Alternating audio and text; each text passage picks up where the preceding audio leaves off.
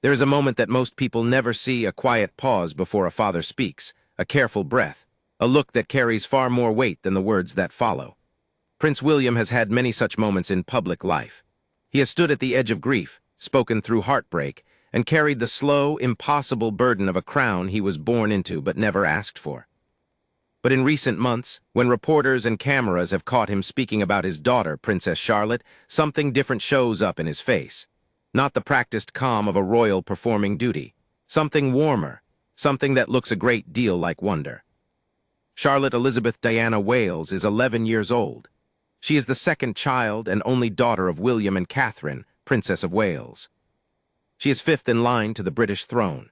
She is, by every observable account, a child who loves sport, laughs easily, moves through crowds with a confidence that looks natural rather than rehearsed, and carries her mother's grace alongside a spirit that is entirely her own.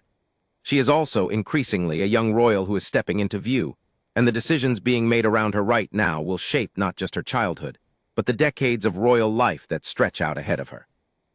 Royal fans around the world have been watching closely, and when word began to spread that William had been speaking quietly but meaningfully about Charlotte's next big step, the reaction was immediate. It spread through royal communities online within hours. The comments sections filled. The fan accounts lit up, because Charlotte has always held a particular place in the public's affection. From the moment she appeared as a baby at Kensington Palace and waved a tiny hand at the crowd, she seemed to understand something about the role she had been born into. She seemed, even then, to enjoy it. On the 27th of July, 2025, Charlotte joined her father at the UEFA Women's Euro tournament final in Basel, Switzerland, where England's Lionesses beat Spain 3-1. It was not the first time father and daughter had attended a major sporting event together, but it marked something new. After the match, Charlotte's name was used for the first time in official communications, as a congratulatory message posted on the Prince and Princess of Wales' social media accounts carried her name alongside her father's. For royal watchers, that detail, small as it might seem, meant something. It was Charlotte stepping very gently into the public record as an individual, not just as William and Kate's daughter, but as Charlotte, a young royal in her own right. AOL. Royal biographer Robert Jobson observed that William and Catherine are clearly aware of the attention their children attract at public events, and noted that Charlotte appeared to handle it all very well. That assessment was widely shared by those who watched the footage from Basel.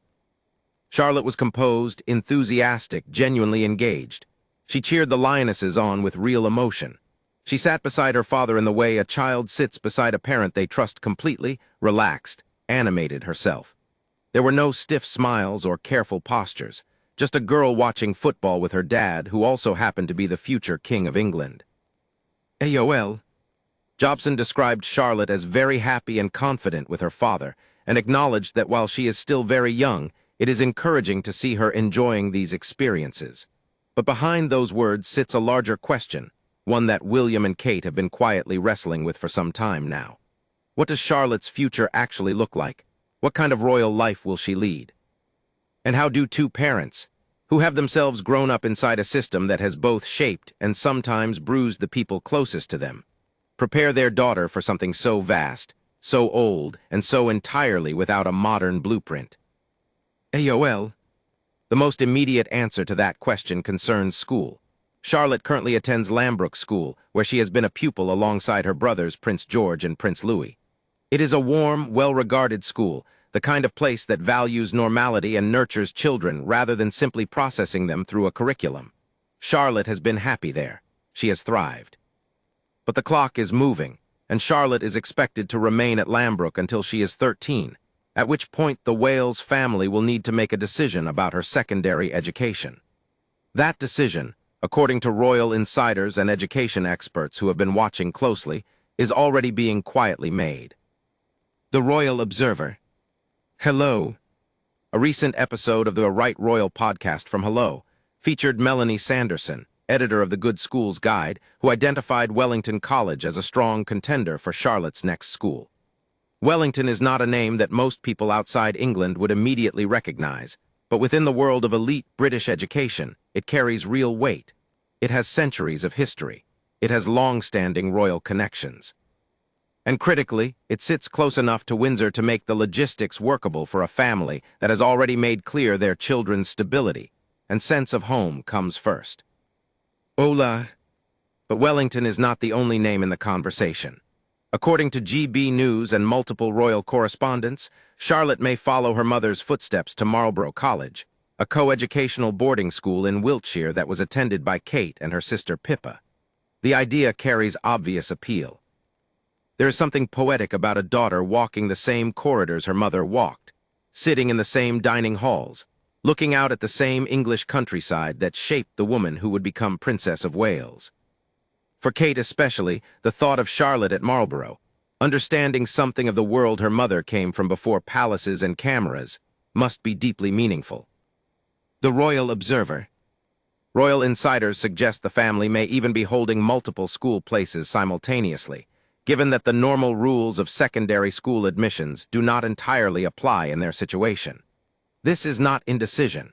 It is careful, responsible parenting by two people who understand that the choice of school will do more than determine where Charlotte studies. It will shape who she becomes. It will influence the friendships she forms, the values she develops, the version of herself she arrives at on the other side of adolescence. Hello. Charlotte's personality, those close to the Wales family say, has been central to every conversation about her future. She's described as athletic, energetic, and known for her sharp sense of humor, yet already quietly aware of her royal role and what it means. That combination is rare. Most children of 11 are either entirely carefree or in households with pressure and expectation, already beginning to show the early signs of strain. Charlotte appears to be neither. She is a child who seems to hold both things at once, the freedom to be young and the dawning understanding of what she was born to become. Those who know her family say this is not accidental. It is the result of years of deliberate, thoughtful parenting. Hola. Royal correspondent Jenny Bond, speaking to the Mirror, described the weight that William and Catherine carry as they look toward their eventual roles as king and queen, noting that the prospect must always be with them and that it must be rather daunting. But Bond also made clear that the best preparation is not symbolic gestures or grand royal training programs. It is the ordinary work of daily life, the school runs, the family meals, the causes and campaigns that keep their feet on the ground. William has spoken about this approach himself. He has been consistent in saying that he wants his children to have a real childhood, to understand the world beyond palaces, to grow up knowing what ordinary life feels like before the full weight of the institution lands on their shoulders. The list. Royal author Simon Vigor, speaking on Hello, S.A. Wright Royal Podcast, made the point that William and Kate will need to think carefully about the futures of Charlotte and Prince Louis as spares, the children who will one day support their older brother as he moves toward the throne. It is a delicate and genuinely complex problem. The history of the British royal family is filled with the stories of younger siblings who struggled with the gap between their importance to the institution and the limits placed on their independence. Vigor observed that there has to be a better way, a way that Charlotte and Louis can support their brother in the decades to come while still having lives that are genuinely their own. Yahoo! Hello! Prince Harry's memoir made the mechanics of that struggle brutally visible. The tension between duty and personal freedom, between service and selfhood, is not new to the royal family. But William, who lived through that tension from the inside, is clearly determined to approach it differently. Vigor noted that William keeps dropping hints about change, signals that he is thinking seriously about how the monarchy works for those inside it, not just those watching from outside. The way Charlotte's future is being discussed and planned, carefully and with attention to her individual personality and needs, suggests that those hints are not just words. Yahoo! Palace insiders, quoted in various royal publications, have noted that Charlotte's appearances at public events are being planned with real caution, with an effort to balance royal responsibilities against giving her as normal a childhood as possible. There is also, reportedly, a quiet awareness of how the public's attention toward Charlotte is growing. Anonymous sources close to the royal family have suggested that senior royals are conscious of avoiding the pattern seen with previous generations, where extraordinary public attention created enormous pressure on young members of the family at an early age. The reference, unspoken but understood, is to Diana. Charlotte carries her grandmother's name as one of her own. Her middle names are Elizabeth Diana, a bridge across generations, a quiet promise written in the form of a name. Women smack. Women smack. When William eventually becomes king, Charlotte's royal future will include formal title decisions. Experts and royal commentators have suggested that Charlotte may one day hold the title of Princess Royal, currently held by Princess Anne, though that would only become possible in time. It is a title that carries tremendous honor and a long history of dedicated public service. Princess Anne has worn it as a badge of tireless, often unglamorous commitment to causes and people who need attention. If Charlotte one day follows in that tradition, the continuity would be striking. Parade, but all of that is years away.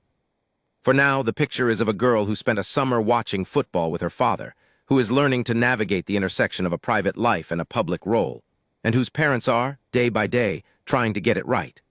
Charlotte continues to pursue interests in music, art, and sport, and her learning environment is deliberately designed to support both her intellectual growth and her emotional well-being. These are not royal priorities. They are the priorities of two parents who love their daughter and want her to be whole. Missouri. Looking ahead to 2026, there are reports that William and Kate are planning to bring their children to the United States for the FIFA World Cup, a trip that would mark George, Charlotte, and Louis's first visit to America as a family.